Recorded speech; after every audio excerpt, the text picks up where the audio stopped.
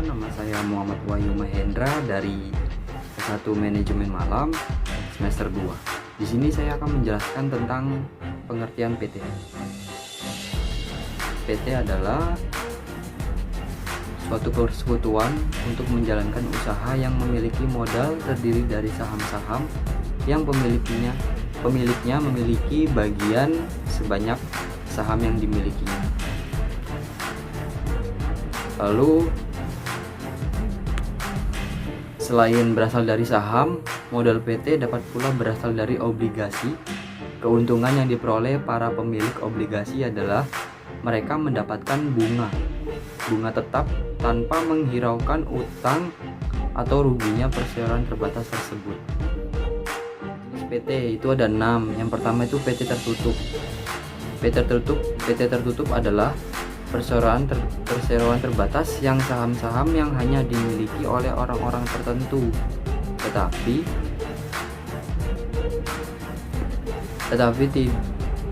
setiap orang dapat ikut serta dalam modalnya.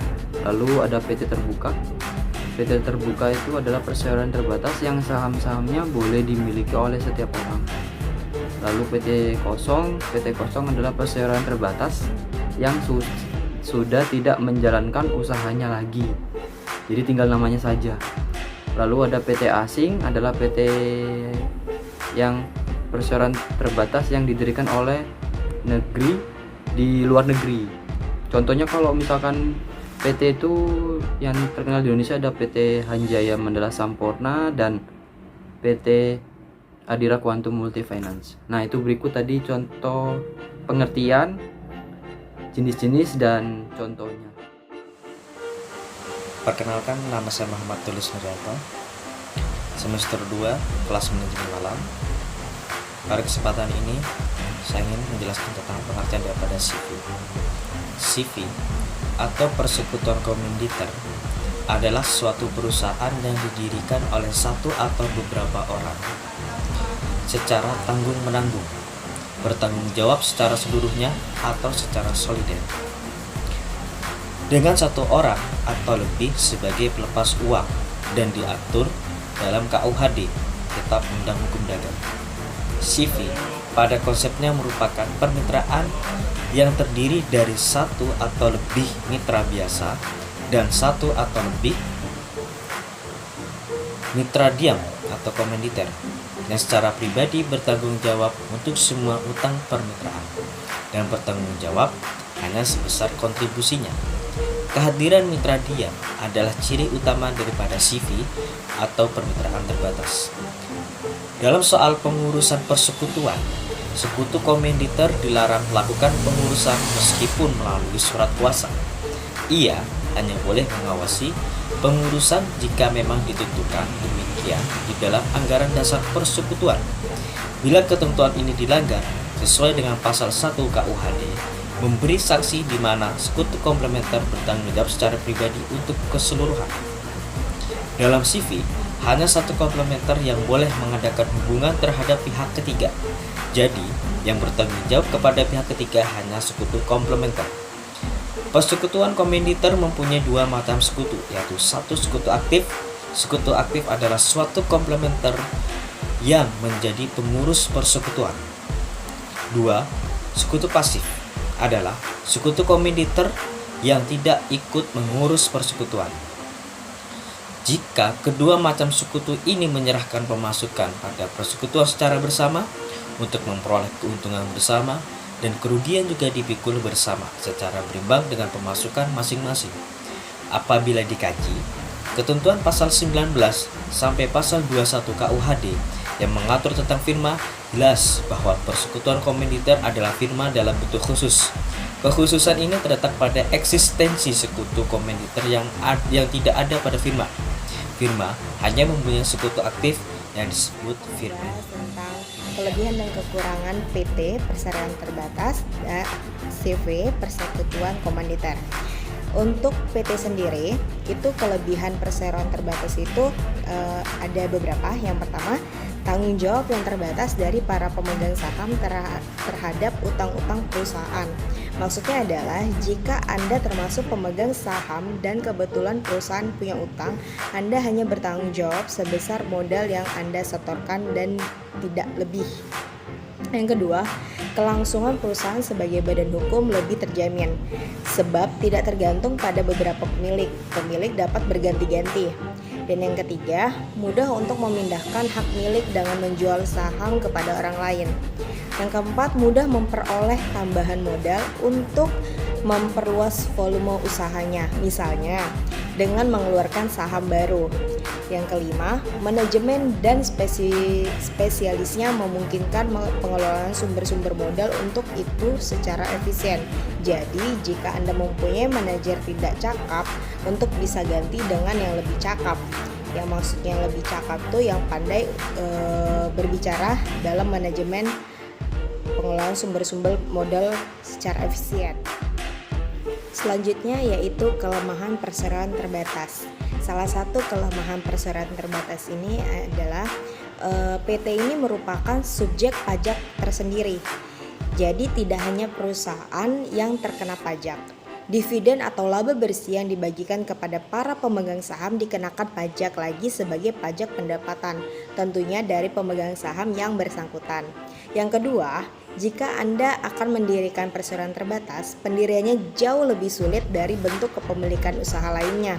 Dalam pendiriannya, PT memerlukan akte notaris dan izin khusus untuk usaha tertentu. Yang ketiga, biaya pembentukannya relatif sangat tinggi. Yang keempat, bagi sebagian besar orang, PT dianggap kurang rahasia dalam hal dapur perusahaan. Hal ini disebabkan karena segala aktivitas perusahaan harus dilaporkan kepada pemegang saham, apalagi yang menyangkut laba perusahaan. Kelebihan dan kekurangan CV. Untuk kelebihan CV itu sendiri, CV itu yang pertama modal yang dikumpulkan lebih besar. Yang kedua, Anda lebih mudah menerima suntikan dana dikarenakan badan usaha persekutuan komanditer sudah cukup populer di Indonesia. Yang ketiga, kemampuan manajemennya lebih besar. Yang keempat, pendiriannya lebih relatif mudah jika dibandingkan dengan perseroan terbatas atau PT yang tadi saya sebutkan. Dan untuk kelemahan persekutuan komanditer atau CV itu sendiri, yang pertama seperti yang telah saya terangkan tadi, sebagian anggota atau sekutu di persekutuan komanditer mempunyai tanggung jawab tidak terbatas. Yang kedua, kelangsungan hidupnya tidak menentu. Yang keempat, sulit untuk menarik kembali modal yang telah ditanam, terutama bagi sekutu pimpinan. Banyak sekali pemborong yang menggunakan badan usaha ini. Selain biayanya murah, pendirian persekutuan komanditer juga tidak ribet. Tapi Anda jangan kaget kalau tiba-tiba kenalan Anda yang seorang pemborong harus menjual harta benda pribadinya karena misal harga semen dan materialnya lainnya naik. Biasanya karena perusahaan pemborong tersebut berhutang kepada supplier atau toko material, dan hal itu bisa terjadi karena mereka, dalam hal ini sekutu pimpinan, mempunyai tanggung jawab yang tidak terbatas. Sudah jelas? Kalau sudah, silakan Anda timbang baik buruknya untuk penggunaan badan usaha. Saya Devika Sari Samosir, saya dari manajemen Malang semester 2. Di sini saya akan membahas tentang hukum yang ada di PT maupun CV. Yang pertama yaitu saya akan membahas hukum yang ada di PT. Dilihat dari dasar hukum pendiri perusahaan perseroan terbatas atau PT. Pendiri PT harus sesuai dengan Undang-Undang PT Nomor 40 Tahun 2007 tentang perseroan terbatas. Dilihat dari perseroan terbatas atau PT, yang pertama, jumlah pendiri perseroan minimal 2 orang. Para pendiri perseroan adalah warga negara Indonesia, dan warga negara asing dapat menjadi pendiri untuk perseroan yang didirikan dalam rangka penamaan modal asing atau PMA.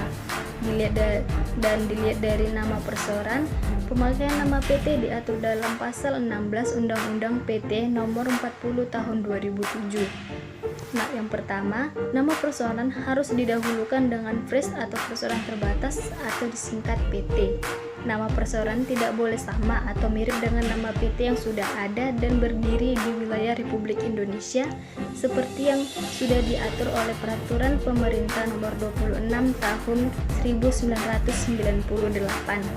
Dilihat dari modal perusahaan, perseroan terbatas atau PT, berdasarkan Undang-Undang Nomor 40 Tahun 2007, modal perseroan ditentukan sebagai berikut ini. Yang pertama, modal dasar minimal 50 juta, kecuali ditentukan lain oleh undang-undang atau peraturan yang mengatur tentang pelaksanaan kegiatan usaha tersebut di Indonesia. Dari modal tersebut, minimal 25% atau 12.500.000 harus sudah ditempatkan atau disetorkan oleh para pendiri perseroan selaku pemegang saham perseroan. Nah, sedangkan hukum yang ada di CV atau perseroan kominditer, tidak ada undang-undang atau peraturan yang secara khusus mengatur tentang pemakaian nama perseroan kominditer atau CV. Artinya, kesamaan atau kemiripan nama perseroan diperbolehkan. Nah, di dalam akte CV tidak disebutkan besar modal dasar, modal ditempatkan, atau modal disetor. Artinya itu tidak ada kepemilikan saham di dalam anggaran dasar CV. Besar penyetoran modal ditentukan dan dicatat sendiri secara terpisah oleh para pendiri. Nah, berikutnya bukti penyetoran modal oleh para pendiri yang terdiri dari persero aktif maupun persero pasif dapat dibuat perjanjian sendiri yang disepakati oleh pihak masing-masing. Baik, sekian dari penjelasan dari saya.